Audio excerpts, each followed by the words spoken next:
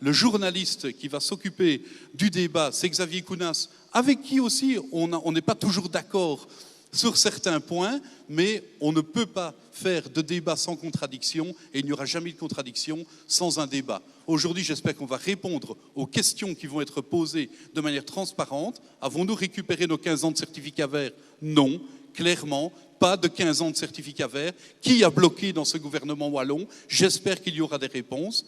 Deuxièmement, évidemment, la tarification réseau. Va-t-on pouvoir la voter au Parlement du fait qu'il n'y a plus de majorité? Et donc là aussi, les listes d'Estex vont pouvoir venir dire, OK, est-ce que oui ou non on va soutenir? Nous ne soutiendrons pas. Ou peut-être d'autres partis d'opposition nous diront aussi, nous souhaitons dans ce cadre-là voter certaines choses en faveur des propriétaires de panneaux photovoltaïques. Belle journée à vous, bel après-midi et grand merci d'être venus.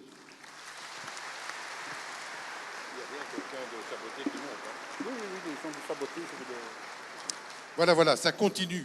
Et dans le changement, ou dans la continuité, il faut changer. On devenait un marxiste, machin là.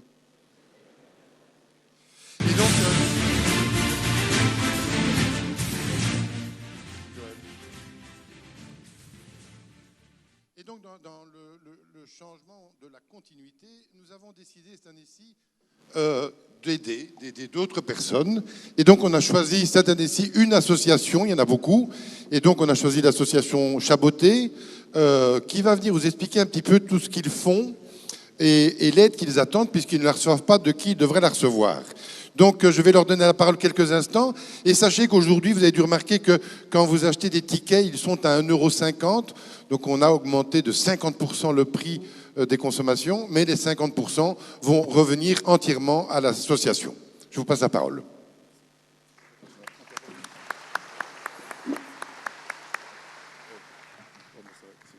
Oui, ce sera plus simple comme ça. Mais merci à tous en tout cas de nous recevoir. J'ai l'impression d'être un petit peu comme ceux qui s'en souviennent un peu. C'est un peu l'entracte, mais on l'a mis au début dans un dossier qui a l'air très compliqué. Celui du Chaboté des enfants autistes en fait est à peine un peu moins compliqué, quoique. Donc voilà, en tout cas un énorme merci à Touche pas à mes certificats verts de nous avoir invités aujourd'hui et particulièrement à Monsieur Régis François qui nous soutient en fait dans cette démarche. Notre challenge c'est de pouvoir présenter le Chaboté en 10 minutes. C'est compliqué puisqu'on a l'habitude de parler extrêmement longtemps en fait de tout ce qui nous occupe, mais en tout cas on va essayer. Et merci déjà à une partie d'entre vous qui nous avait déjà versé une petite donation et souvent avec des mots qui étaient très touchants. Donc merci à eux déjà.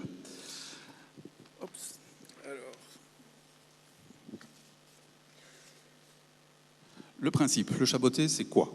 En fait, c'est tout simple. C'est un centre de jour qui accueille en fait des enfants autistes dès qu'ils ont été diagnostiqués. Donc, ils sont âgés entre 2 et 7 ans de manière générale. C'est un centre qui est conventionné par la VIC depuis déjà un certain nombre d'années et qui existe en fait depuis 2003. Le principe essentiel en fait du Chaboté, c'est d'avoir une équipe très nombreuse, 24 personnes pour seulement 15 enfants. Alors, qu'est-ce qu'on fait? C'est le docteur Noël qui vous l'expliquera, mais grosso modo, on a un accompagnement des enfants qui est extrêmement intensif et qui est très individualisé, ce qui permet d'enregistrer des progrès considérables. Les témoignages en fait, des mamans vous l'indiqueront. Mais je vais passer la parole à celle qui est le cœur en fait, de tout ça, c'est le pédopsychiatre, le docteur Isabelle Noël. Merci. Voilà. Donc, bonjour aussi à tous. Donc, les enfants qui nous arrivent présentent de l'autisme et un retard global de développement. C'est ce retard qui le plus souvent amène à un diagnostic précoce. Notre projet pédagogique a donc comme objectif de favoriser le développement global de l'enfant, c'est-à-dire son niveau moteur, intellectuel, émotionnel, sensoriel et social, sa communication et bien sûr son autonomie, en vue de lui permettre un accès à l'enseignement et ainsi quitter le trajet de soins et d'améliorer la qualité de vie familiale. Voilà. Pour soutenir cela, nous utilisons les méthodes comportementales reconnues par la Haute Autorité de la Santé, c'est-à-dire l'ABA, le TEACH et le PECS. L'ABA est l'analyse appliquée du comportement. C'est une méthode qui présente entre autres 2 forces, elle soutient que tout apprentissage soit divisé en multiples sous-étapes, la plus petite étape possible pour que l'enfant soit toujours dans la réussite. Et elle structure l'observation des comportements problématiques en vue de les diminuer, voire de les remplacer ou de les faire disparaître.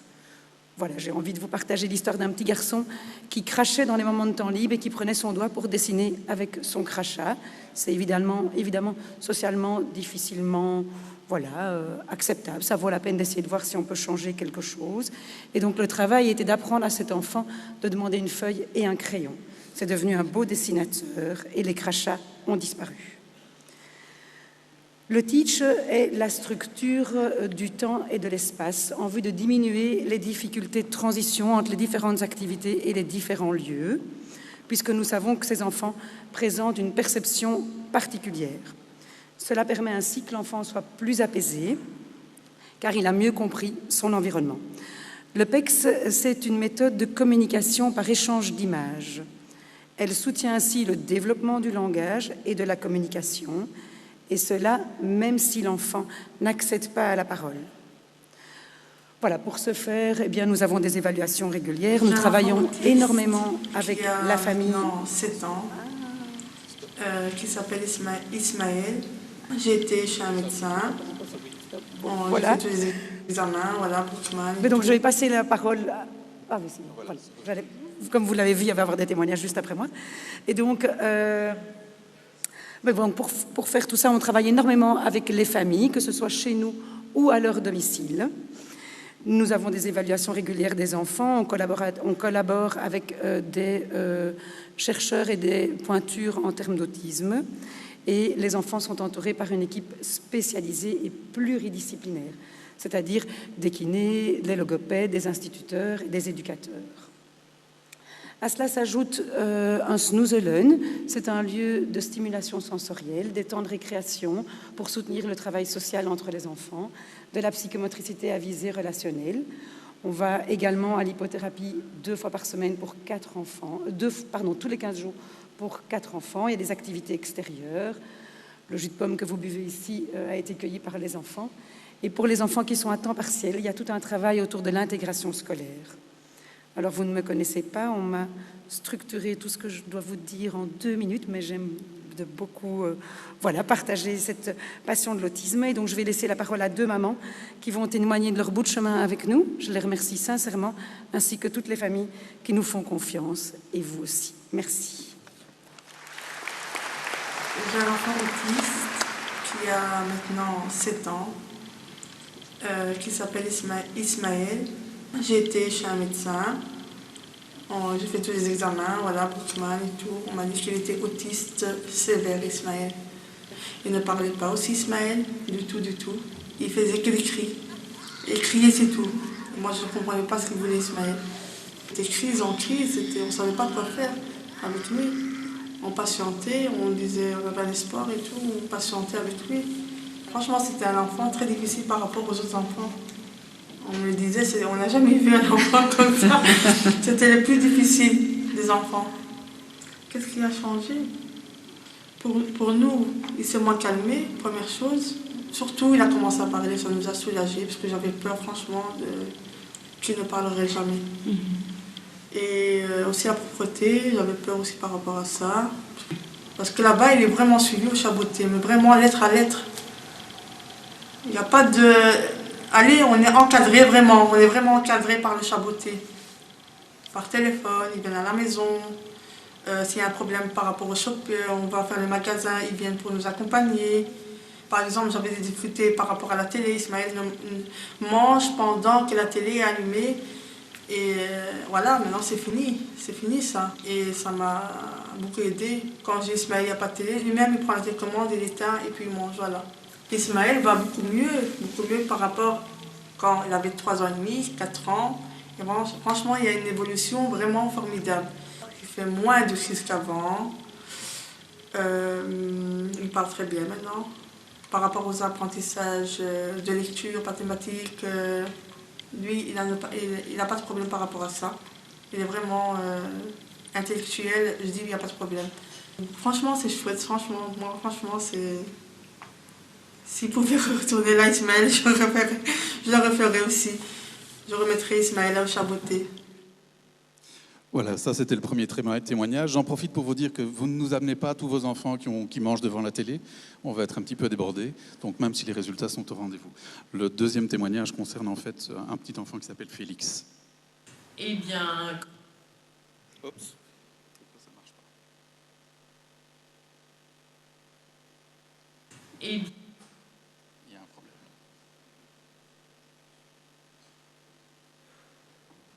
Je sais pas.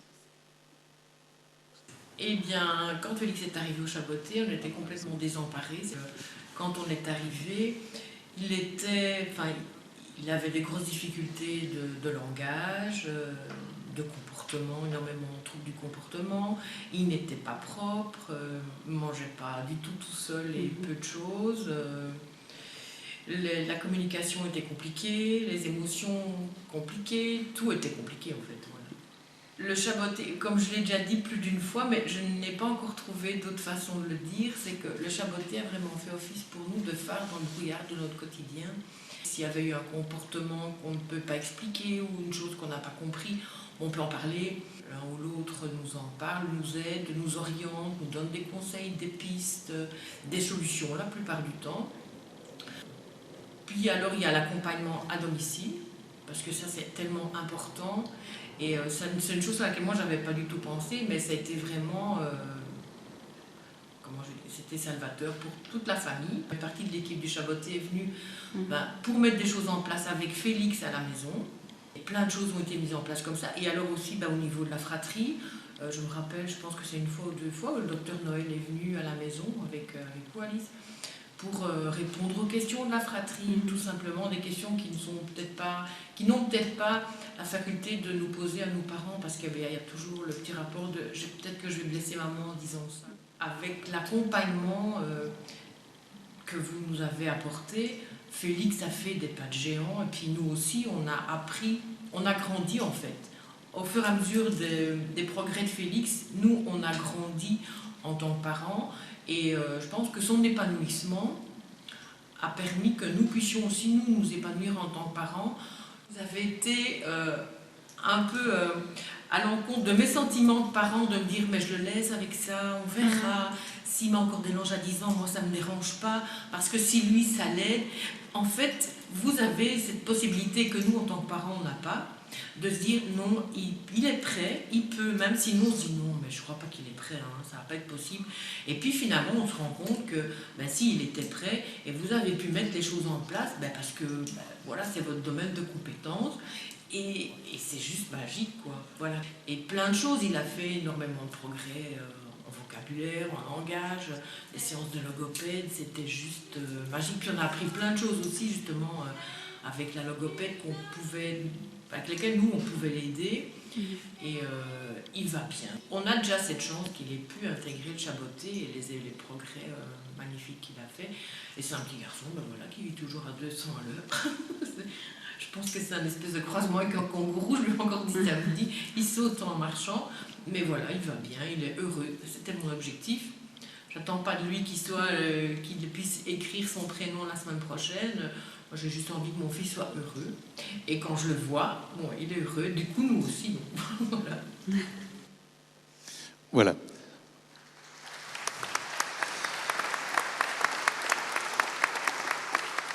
Faire en sorte que les parents puissent devenir heureux, plus équilibrés dans leur vie familiale, que les enfants puissent en fait ne pas être dans la filière des soins, mais puissent rejoindre les écoles.